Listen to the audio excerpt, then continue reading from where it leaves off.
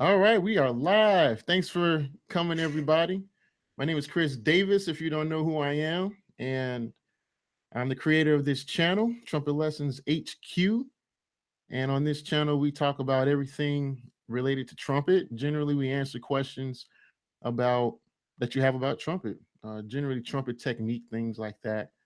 And so, if you don't know me, I'm a player, trumpet player in Chicago, and this is where I primarily work. I have my own band called the Chris Davis Jazz Tet, and I also have Behind the Note podcast.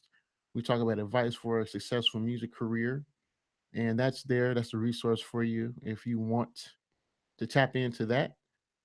But today, it's all about answering questions that you have about trumpet. So join the chat, write your questions in, and I'll get to as many as I can. This session here is going to be pretty short.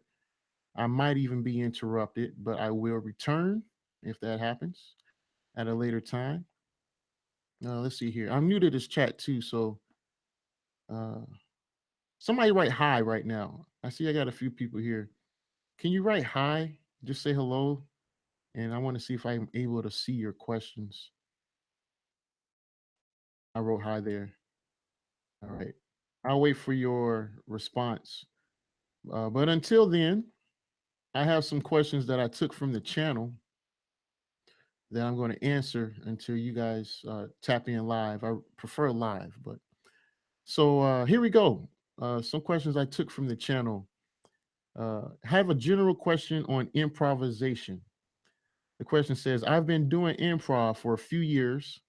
I am in high school and I understand the concept of it, but I really want to be able to tell a story with my solos. It seems as if my solos are more just playing around the scales, and I like them to be more exciting. Do you have any tips?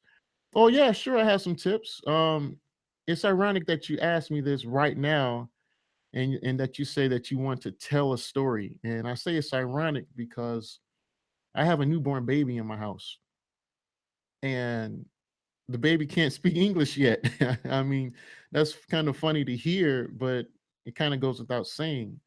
And so if you are in your infant stages of improvisation, telling a story is going to be hard. First, you have to learn the language of music and the language of improvisation and the language of jazz. And how are you going to do that besides listening to the music? That's the exact same way that my baby, my newborn baby, is going to learn how to speak by listening to me speak to her and other people speaking to her. That's how she's going to learn the language. And that's how you're going to learn the language as well. As far as telling a story, that just comes with time. As you build your vocabulary, you'll be able to tell a story. And in the beginning, your ability to hold a conversation is going to be elementary, but that's fine. That's part of the development. And as time goes on, you will grow, and that's just what it's about. So yeah, any tips? Listen to music and pick out some of your favorite parts, and just learn a small passage, one, two, three, maybe four measures at the most, and make that yours. That's where it begins. All right. Going on to the next question, and thank you for that question. Going on to the next question, it says, "Do you have any experience with block tonguing? People call the technique different names. I'm not sure what you call it. Clifford Brown used it all the time in various ways. Seems he used it in place of doodle tonguing and various alternate tonguing slurring methods." Okay, I understand what you're saying. And then he goes on to give some examples like Enjoy Spring and Stomping at the Savoy. And I've known what you call block tonguing. I've come to know it as ghost tonguing. And yeah, I'm sure there are other names for it. And here's I'm not good at tonguing in general. That's just a weakness in my playing, but I can do it somewhat. Um, here's what I have to say about that. Anytime you're trying to do some type of technique of any type or get a certain type of sound, I want you to remember that your body is the instrument and the trumpet is the amplifier of your body. With that being said, Yeah, the block tonguing. I'm not saying this is the right way to do it, but this is how I do it. First of all, I've adopted anchor tonguing where the tip of my tongue is under my teeth. It's down there. And I kind of use the center of my tongue to that's how I tongue. And the tip stays anchored. So with that being said, I kind of use the middle of my tongue to press against my lip just a little bit, and it gets that sound. So listen to this.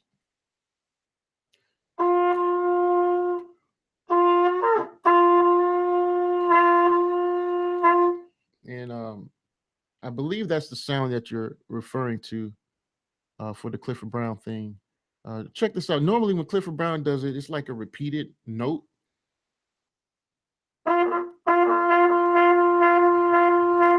Check this out. I put up a clip of his solo on George Spring. So you got.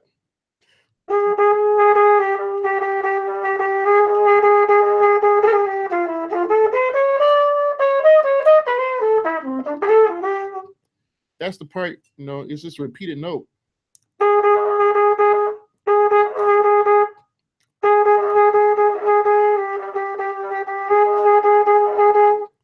So yeah, I just press up against my lip just a little bit to get that sound. And I don't know if that's right, but that's what I found to work for me. The ghost tongue method. All right, going on. I'm lost my questions here. Let me pull them back up. And if you have questions live, please write them in the chat.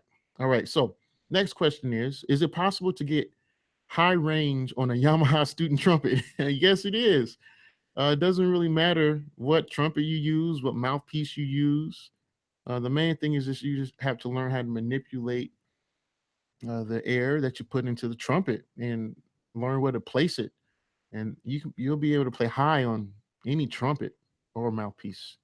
So yes, it's possible to get a high range on a Yamaha trumpet. Uh, Next question: do you give classes at any university? Oh wow, I don't. I have done some master classes, but I am not a professor at a university. And with that being said, if you are inviting me, I would love to accept your invitation. And if you're a student, please tell your teacher to have me out and we can talk about your specific needs. Thank you very much for that. Hey, next question. Hey, do you think you can give me some advice on embouchure? My band director tells me I use too much pressure when I get to those higher notes above the staff, which I admit that I do. The highest note I can hit with the pressure is the C above the staff. And I think part of the problem is my embouchure. I can't really understand what you're saying here. Okay, you kind of start rambling. My sound either breaks up or I just not able to go higher than a B. Okay, what's your question? I want a private teacher. Okay, okay. Is there any advice I can give you?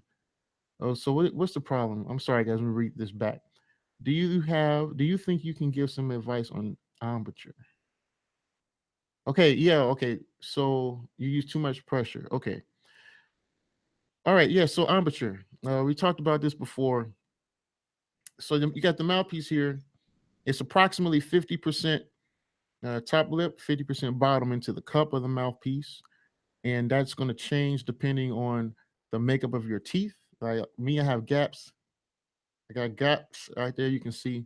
And some people have overbite, some people have an underbite. All of that will matter to you personally, but ideally 50-50.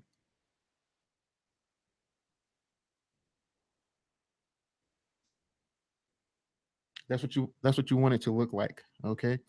Um, but it doesn't always look that way, but that's ideal.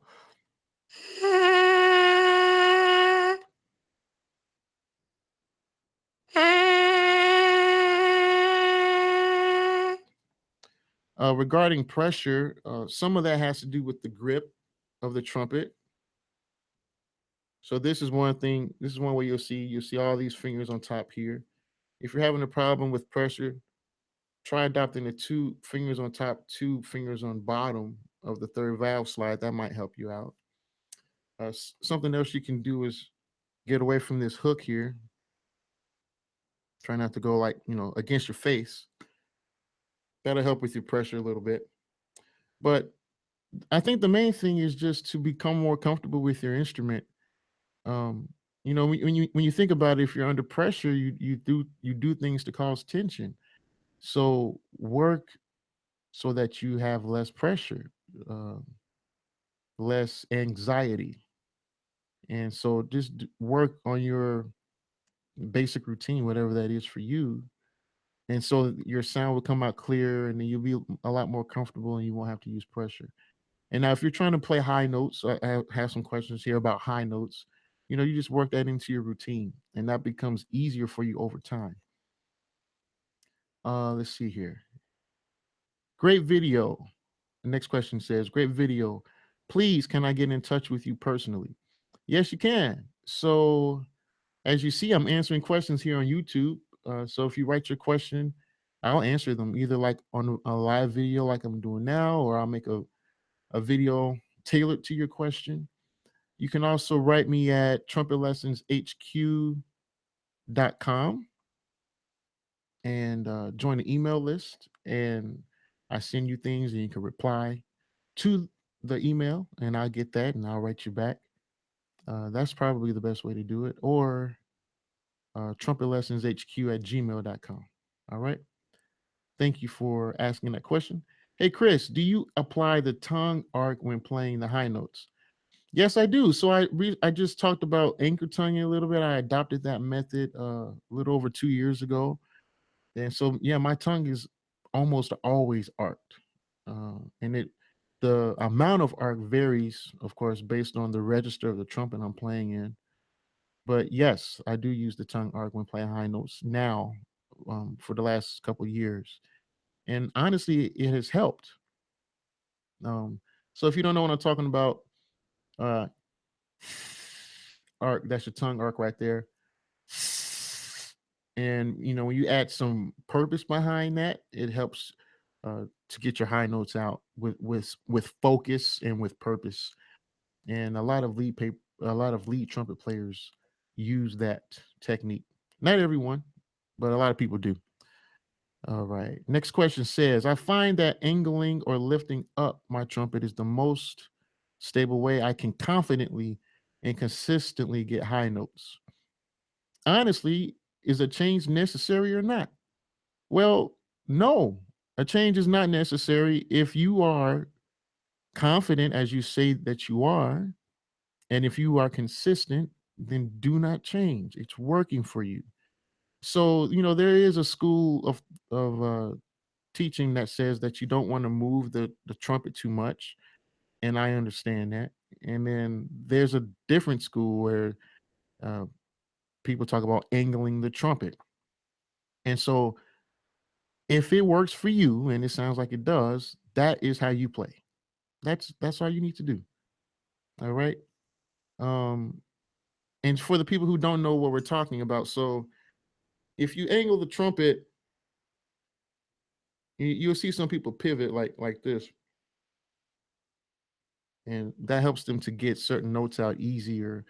Uh, if it works for you, do it. The idea is, um, I'm sorry, I kind of lost my train of thought. The idea is if you pivot, then certain notes will come out easier. So do whatever makes you a good trumpet player. Some people say that all of that moving around is not ideal and that you're just making playing harder on yourself. But play with it, and if it works for you, that's what you do.